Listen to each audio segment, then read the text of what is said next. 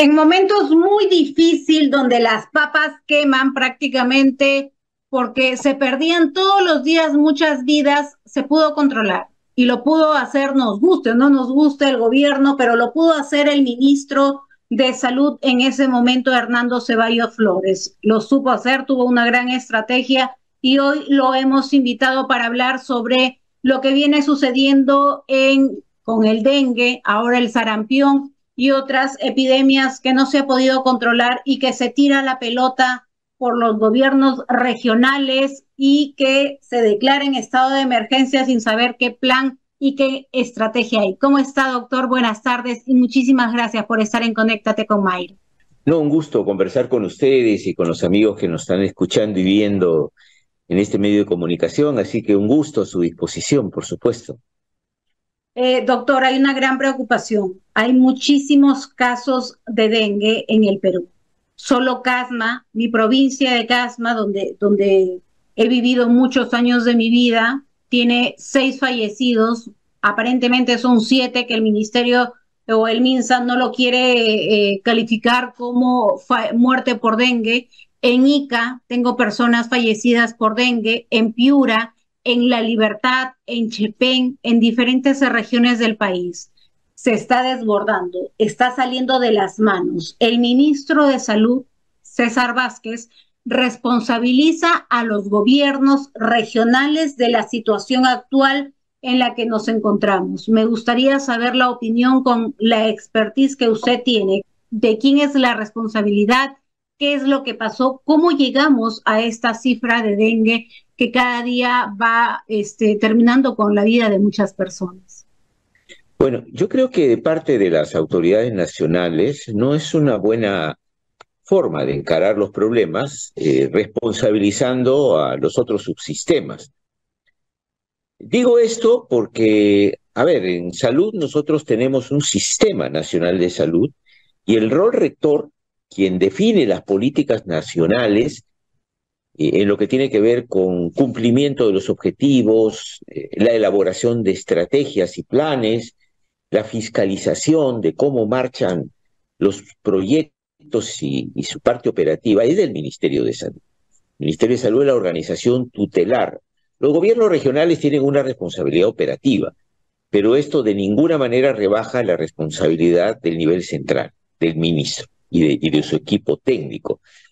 Así que acá se tienen que asumir las responsabilidades, cosa que nos cuesta en el Perú, y por eso es que no terminamos de salir de las experiencias traumáticas que hemos vivido. Con la pandemia se cometieron innumerables cantidades de errores, exploramos las deficiencias de nuestro sistema de salud, pudimos finalmente mejorar la situación de algunas áreas, sobre todo de cuidados intensivos, mejoras parciales, por supuesto, y bueno, y mediante una política de inmunización masiva contribuimos a que tengamos récord de vacunación y podamos en buena medida parar la tercera ola del COVID. Esto debió enseñarnos a tener un sistema de salud más operativo, mejorar nuestros establecimientos de primer nivel para detectar tempranamente las enfermedades, manejar una política de descentralización real en salud, con control, con participación ciudadana. Esto no se hizo. Entonces, claro, el año pasado vino el dengue y batimos el récord de casos en América Latina por millón de habitantes. Esto es importante decirlo porque el ministro acaba de señalar que Brasil tiene muchos más casos que Perú, pero en realidad no es que tiene más casos que Perú, lo que pasa es que tiene una población mucho más numerosa, pero la cantidad de casos por millón de habitantes nos pone al Perú, por ejemplo, en la cifra de mayor cantidad de muertos en estas primeras semanas del año, ¿no? Entonces, y esto no hay que ocultarlo. Creo que las cosas que han pasado, como nos pasó con la ministra anterior, la señora Gutiérrez, que finalmente fue despedida del ministerio y ella renunció ya cuando estaba por censurarla, no hemos aprendido, francamente no hemos aprendido. Hay un informe del Centro de Control, del CDC, del Centro de Control Epidemiológico y de Enfermedades, que funciona en el Ministerio de Salud, un informe que tiene varios meses, que ya establecía, es un informe oficial, ¿no? Decía, bueno, las condiciones que se están dando en el país nos permiten hacer un pronóstico de qué va a pasar con la evolución del dengue, que ya el año pasado, o sea, el 2023, nos produjo tantos casos. Ese informe, que después se tradujo ya en el mes de noviembre, que empezamos a batir algunos récords, debió motivar medidas por parte del Ministerio de Salud. Y no se tomaron. No se tomaron, no se dispusieron el Medidas plan. como cuáles, doctor, perdóneme que le corte. Claro, medidas en el área preventiva para evitar Exacto. que el vector del zancudo se reproduzca y se disemine por todo el país, se expanda por todo el país la presencia de este mosquito. ¿Cómo controlamos la presencia del mosquito? Limitando las larvas, ¿no? Destruyendo los huevos de las hembras del zancudo. Esto significa, tendríamos que haber hecho primero una intensa educación comunitaria para que la gente se responsabilice de limpiar adecuadamente los recipientes donde pueden estar los huevecillos, enseñarle la técnica de la limpieza, darle larvicidas para que el agua donde están los floreros de los cementerios y otros lugares no acumulen este tipo de mosquitos. Pero además, no olvidemos que una parte de nuestro país importante no tiene agua potable.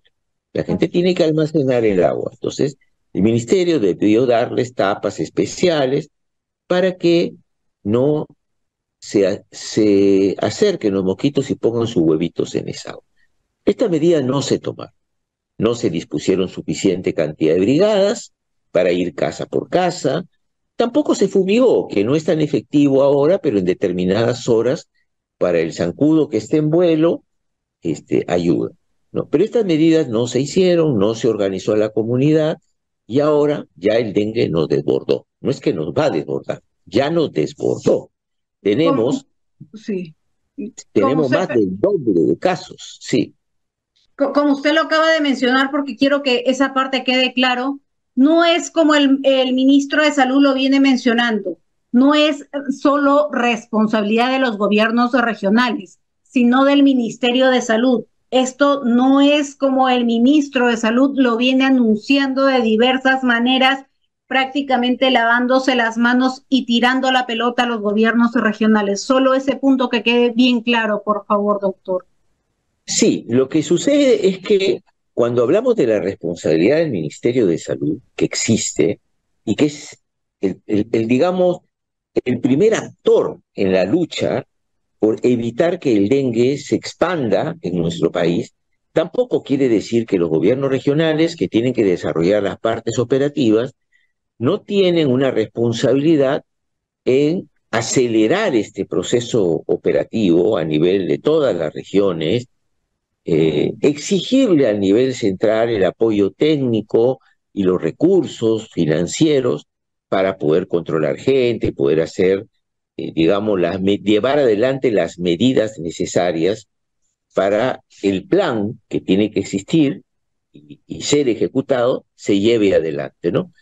Pero esto, lo que está mal es que el ministro empiece a tirar responsabilidades y no asuma que aquí seguimos cometiendo los mismos errores de siempre y que debimos, porque además tenemos que aprender de nuestras equivocaciones, debimos actuar a tiempo, debimos disponer las medidas preventivas respectivas. Pero aparte, ya lo dijo el Centro de Control de Enfermedades del propio Ministerio de Salud, estos documentos han estado en el despacho ministerial, al señalar la cantidad de casos probables que íbamos a tener, hay una proyección estadística de que si tenemos tal cantidad de casos, es probable que tengamos casos graves. Por tanto, deberíamos saber que necesitamos tener camas hospitalarias disponibles, ¿no? Porque ya esto se veía venir, Y gente una estrategia capacitada, también, ¿no? claro, y gente capacitada en cada uno de los Preparada. establecimientos de primer nivel para identificar la enfermedad y además para enseñarle a la gente que se dé cuenta, que detecte los signos de alarma de los dengues que se van complicando. Porque la mayoría de los muertos que tenemos es por eso. Ahora, doctor, tenemos actualmente al día 27 de febrero 24.981 casos y 28 muertos aparentemente, aunque creo que son más los muertos, pero eso es la estadística que nos arroja. Ahora, las regiones que son mucho más afectadas están dentro de ellas las regiones sobre todo del norte del país, ¿no? Tenemos a las regiones de Amazonas, mi Ancash querido, en Casma nada más tengo 6 fallecidos, que Dios bendiga a todos mis hermanos de Casma y les dé fuerza y les dé esa energía a todos los periodistas, les envío un saludo porque hacen un gran trabajo presionando a los funcionarios a que realicen una buena ejecución con su presupuesto. La región Ayacucho, Cajamarca, Cusco, Huánuco, Ica. Hasta hace 2 días reportaba más de 3.000 casos, doctor. Junín, La Libertad, Lambayeque, Lima, Loreto, Madre de Dios, Pasco, Piura, Puno, San Martín, Tumbes, Ucayali y la provincia constitucional del Callao.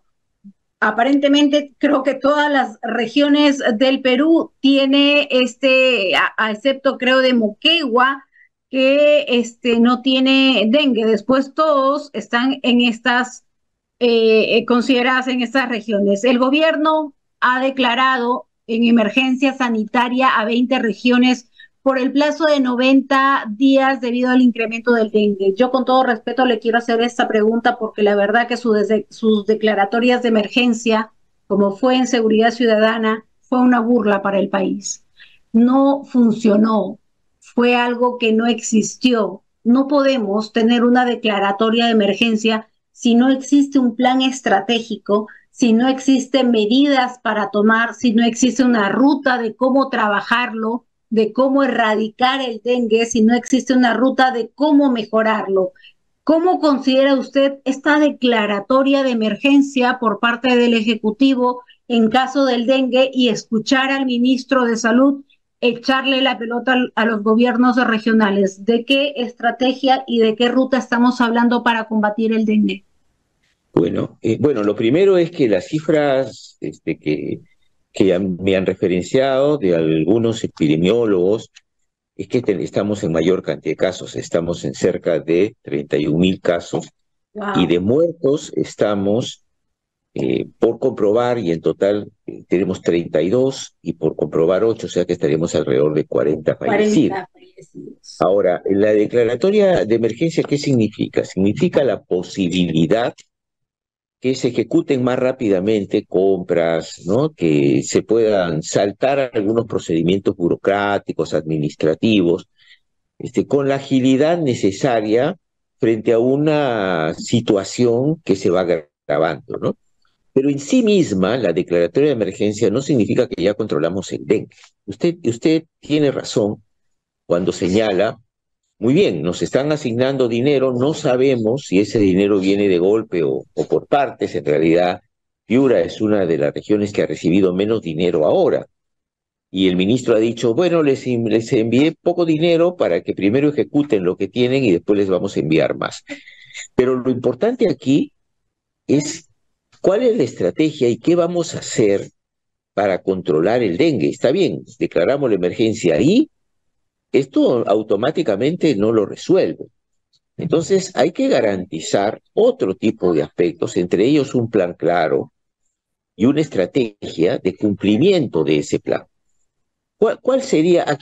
Yo podría arbitrariamente separar en 2 partes las acciones que deberíamos implementar para que la ciudadanía nos pueda entender. La primera es que hay que evitar la reproducción y la expansión del vector. Hay que frenar que el mosquito no siga visitando las casas, no se siga yendo a más lugares y infectando a la gente.